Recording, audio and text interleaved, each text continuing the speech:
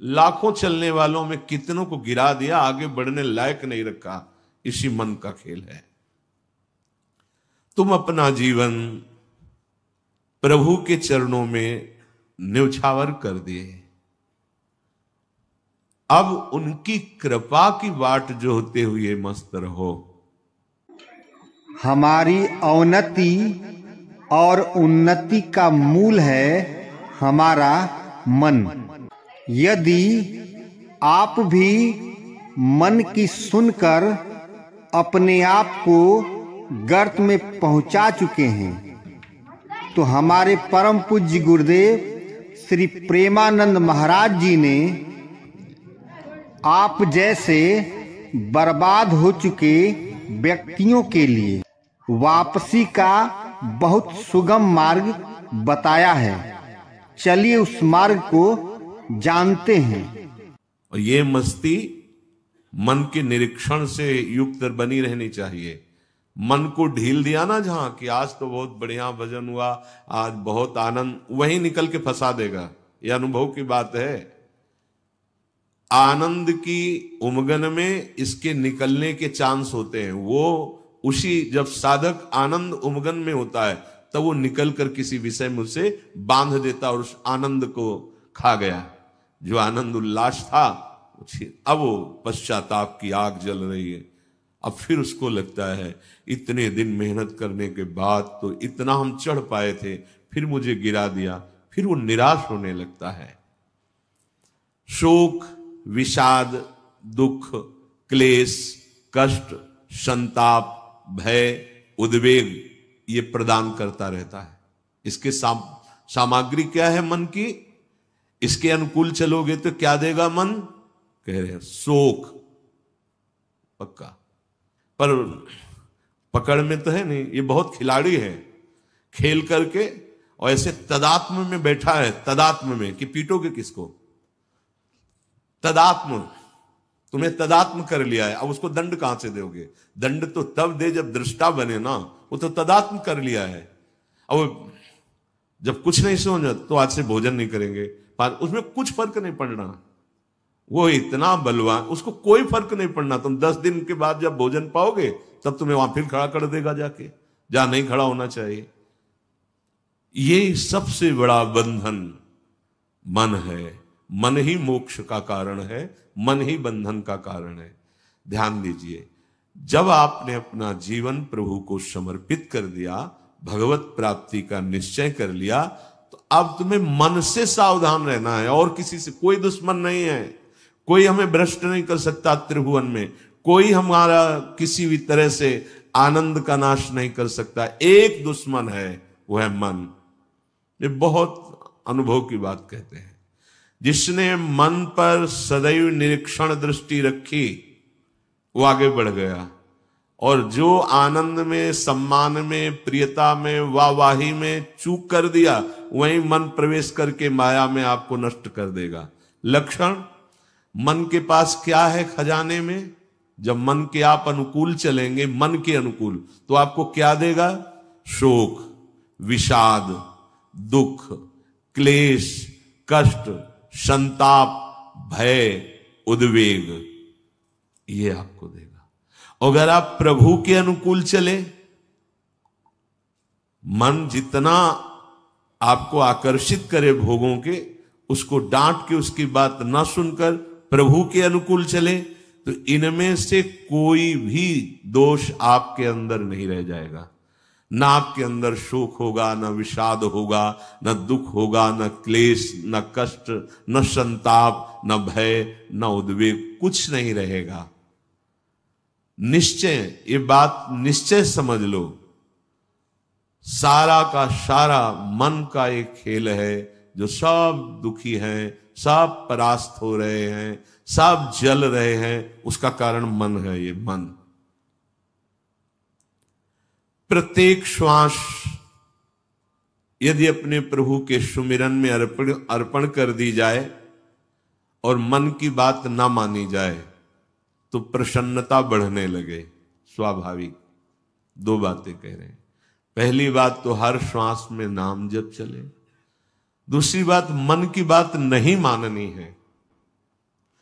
इससे लड़ना पड़ेगा। बिना लड़े कोई परमार्थ का योद्धा विजयश्री प्राप्त नहीं कर पाता, और ये बहुत रुलाता है, बहुत दुख देता है।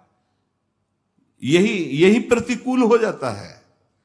पहले फुसलाएगा आपको, तन्मय करेगा, इसे छू लेते हैं, इसे देख लेते हैं, इसे भोग लेते हैं, बड़ा सुख मिलेगा। और आपने यदि उसके अनुकूल कर लिया तो वही फिर शोक, विषाद, दुख, क्लेश, अशांति ये फेंकेगा। अब तन्मयता में वो तुम्हारे बैठ गया है, तुम उसको अपने तन्मयता में ले लिए, तो अब बाहरी दृष्टि रहती है, चलो फिर आज से अन्न नहीं खाते, आज से मौन हो। कुछ फर्क इस पर नहीं पड़ेगा तुम्हारे मौन से, तुम्हारे अन्न त्याग से। इस पर एक बात केवल, इसकी बात माननी नहीं है, बस।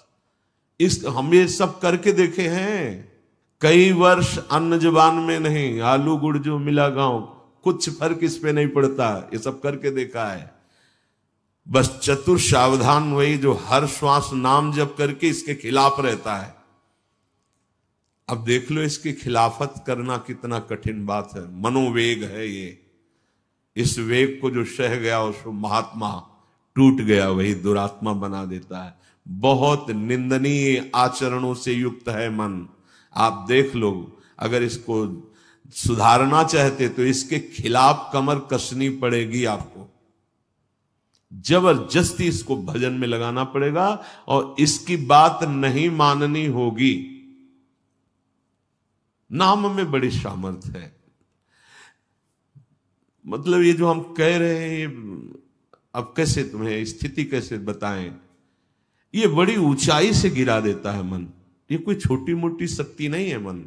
इंद्रियाणाम मनश्चास्मि, ये भगवत स्वरूप है।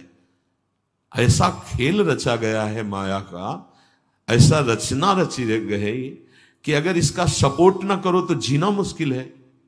ध्यान देकर देखो, सारा खेल तो इसी के अंतर्गत, और सपोर्ट करो तो जीना मुश्किल है।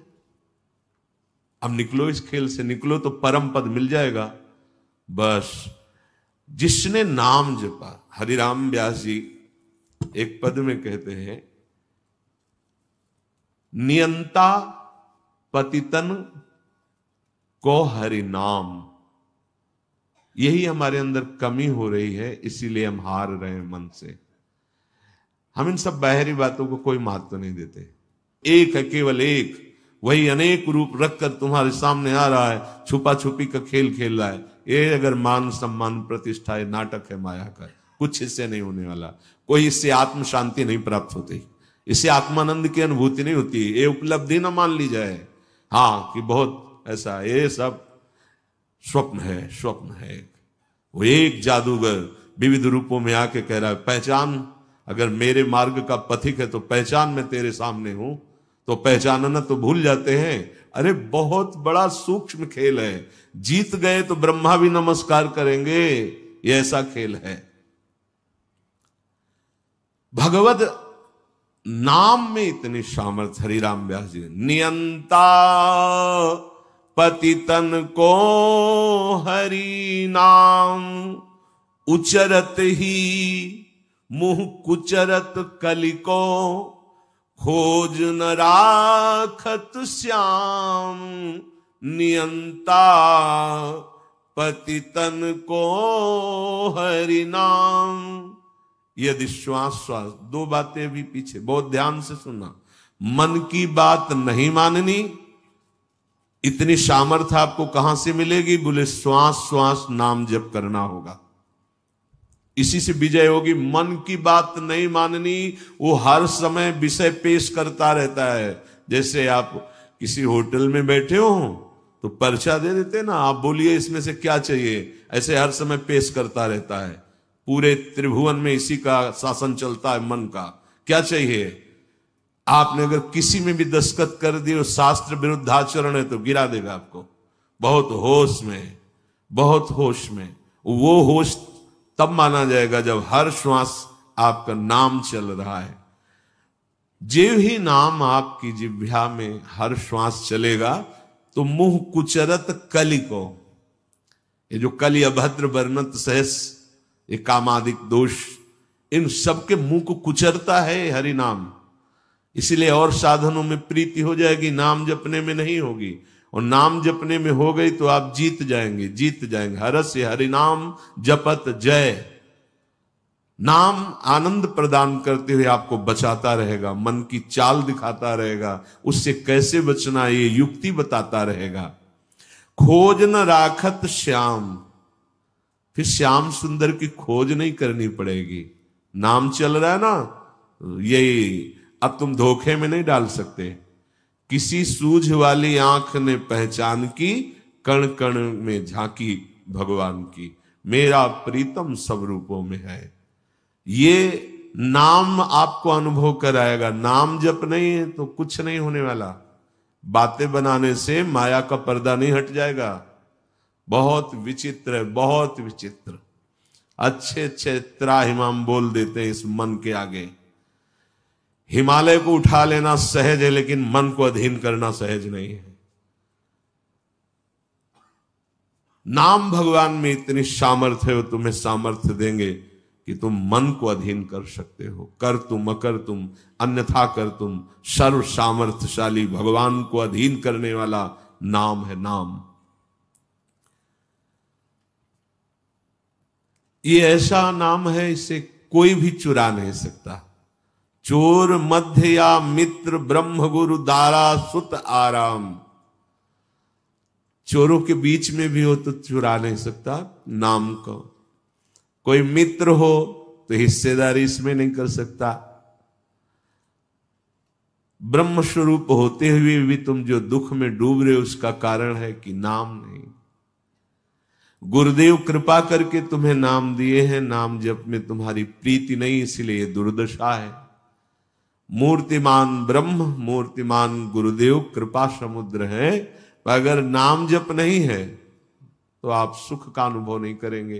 तो नाम ऐसी वस्तु है कि जो चाहे चोरों के बीच, ये चोर ही है, काम क्रोध लोभ मोह मद मत्सर, और चाहे मित्र के बीच में हो, ये नाम आपको सुरक्षित रखेगा।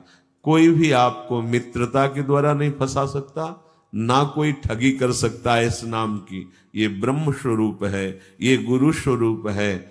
और जैसे गृहस्थी में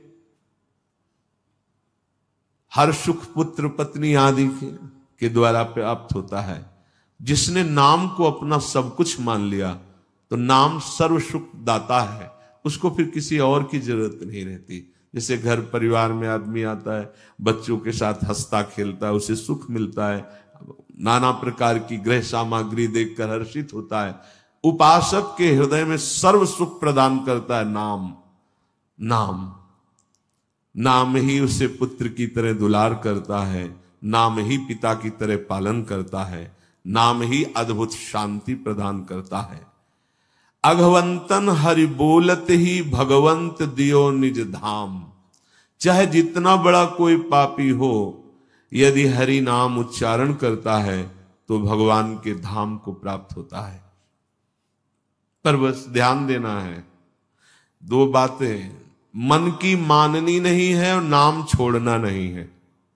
अगर नाम जप कर रहे हो, ये अनुभव की बात कह रहा हूं, इसलिए कोई प्रश्न की गुंजाइश नहीं। और मन के अनुसार तुम आचरण करोगे और नाम जप भी कर रहे हो तो भी आनंद का अनुभव नहीं होगा। आगे चल के कल्याण हो, मंगल हो, इसमें हमें कोई संशय नहीं है, लेकिन वर्तमान में तुम जलोगे नाम जपते हुए भी। यदि मन के अनुसार चलोगे तो तुम्हें भगवदानंद का अनुभव कभी नहीं हो पाएगा। शरीर छूटने के बाद भगवान जैसे अजामिल को परम पद, वो बात अलग है, लेकिन वर्तमान में जीवन मुक्तता और आनंद का अनुभव मन की बात न मानने से होगा। ये जो मन हमें गलत सलाह दे रहा है, ये जो मन हमें भोगों में फंसा रहा है, आप चाहे जितना प्रयास करें, ये आनंद का अनुभव नहीं होने देगा। छाती की बात कहते हैं, किसी के पढ़े लिखे समझाने की बात नहीं, यहां की बात। अगर विषय सेवन मन के अनुसार हो रहा है तो साधन होने पर भी भगवदानंद का अनुभव नहीं होगा, नाम जपने पर भी भगवदानंद का अनुभव नहीं होगा। ये रोकना होगा। धर्म विरुद्ध आचरण के लिए मन जो हमें सलाह देता है, नहीं मानना होगा।